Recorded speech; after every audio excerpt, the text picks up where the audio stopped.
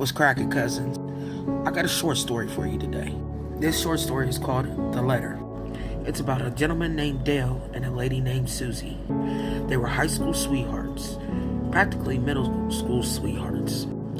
They always promised each other that it'll be them versus the world. And through their early stages, of course, the family just knew that they would automatically be together. So the family had gifted them when they turned 18 a portion of land, which Dale had him and his family build a house on. Susie ended up pregnant before she graduated because Susie was 17 and Dale was 18 when this happened. She was pregnant with their first boy. Along the way, Dale ended up getting a great job. Susie ended up working with the school of the little hometown that they were from, and they built a great life together. They had 5 kids all together, and their kids grew up in the same little town that they grew up in. Dale ended up owning the business that got him his first break and first real money. He ended up owning the business. The guy who owned it signed it over to him right before he passed away. So Dale was able to do that for his sons and then for their sons.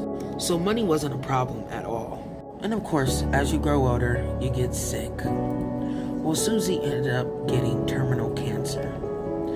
And she didn't find out until they were celebrating their 50th year married. Dale trying to rack his brain on what he's going to do without her, they started doing more things together.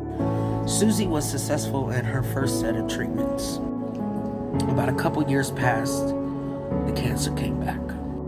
This time around, Susie didn't tell nobody, and she wasn't about to fight with nobody, because she felt like she wasn't going to put her body through that ever again.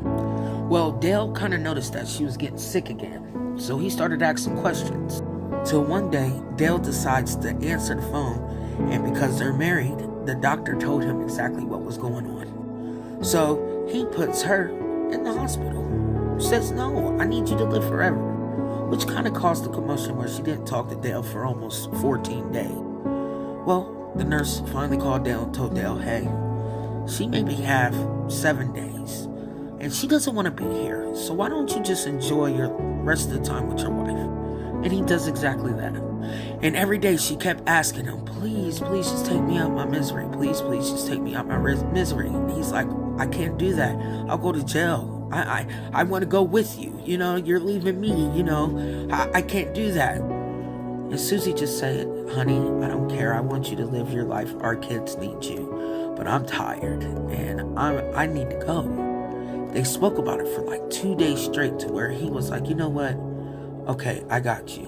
What do you want me to do? She asked Dale to do it quick and simple. She doesn't want to feel any pain. She doesn't want to have to fight against him. Quick and simple. And she pulls out their revolver and she slides it over to him. He said, before I do this, I need you to write a letter or make a video. The kids would be devastated. And who's going to believe me? Now, she kept telling him, I'll do this. If you promise me, you're going to stay here. If not, there's no point in me doing it. He's like, I promise. I just need you to do this. That way, I don't get in some type of trouble.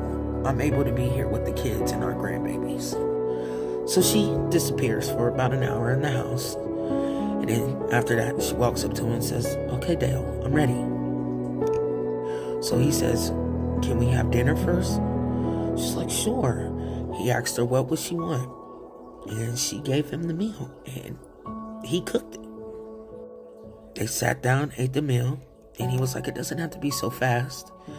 Can we watch our favorite movie together? She's like, sure. So they pretty much had like a date night for their last night. Susie said, okay, I'm going to go lay in bed, and I need you to do this for me. He says, all right, I'm going to go use the restroom, and I'll be in there. He took his time to write his letter, just explaining that he couldn't live without their mother, and this was something that she had asked for, and he couldn't live throughout the days knowing he was the reason why she wasn't here no more. Dale went ahead and he did that. He sat there and he cried, holding his wife's hand. And then he returned to the favor on himself.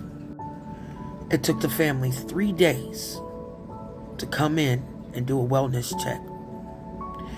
That's where they found their parents. Didn't find the letters, found their parents. It actually took the kids 2 weeks before finding that letter. And the oldest boy said he felt like it was his parents' way of making sure that they were over their grievance to understand the letters in the video that Susie left. Susie's video, she says, "Well, I've asked your father to do something, but we all know your father can't live without me. So this is both of our goodbye videos. I want to let you know I asked your father to do this, and it took a lot of talking into, and he finally agreed because he's seen how much pain I was in." Of course, it had a little bit more to it, but that's for the family to keep. And Dale's letter, he says, "Your mom asked me to do the unthinkable, and she knows I can't live without her. So this is a letter from me and your mother both." So it's like, even in a split moment, you can't help but to always think about that significant other.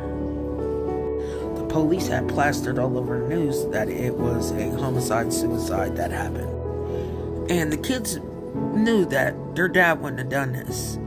But had they not found those videos in the back of their mind, they always wondered, why would dad do this? Well, the police held another press conference and they publicly apologized. And they said if it wasn't for the letters, they would have automatically kept it going as a homicide-suicide. It's the beauty of love, I guess.